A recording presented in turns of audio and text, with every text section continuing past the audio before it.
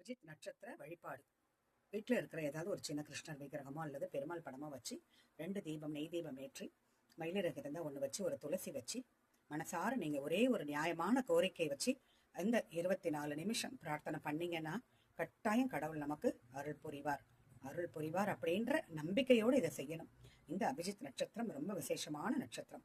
உத்திராட நட்சத்திரத்துக்கும் திருவோண நட்சத்திரத்துக்கும் நடுவில் வர இந்த நட்சத்திரத்தில் வழிபாடு பண்ணுறது விசேஷம். கிருஷ்ணர் தன் மயில் இறகுல இந்த நட்சத்திரத்தை அவருடைய அந்த கண்ணா வச்சிருக்கிறதா ஒரு ஐதீகம். மறைந்து இருக்கும் இந்த நட்சத்திரத்தை சிறப்பாக அந்த 27 நட்சத்திரத்தில் ஒரு நாள் வரும் இல்லைங்களா, அப்போ வழிபாடு பண்ணுறது ரொம்ப விசேஷம். நம்மளால் இயன்ற ஒரு கல்கண்டு திராட்சை பால் ஏதாவது நிவேதனம் பண்ணலாம், அல்லது மனசார தியானம் பண்ணால் போதும். கோவிலுக்கு போகிறது விசேஷம். அந்த டைமிங் கோவில் திறந்திருக்க டைமிங்காக இருந்தால் போகலாம், இல்லைன்னா நம்ம வீட்லேயே இவ்வளோ சிம்பிளாக வழிபாடு பண்ணிக்கலாம்.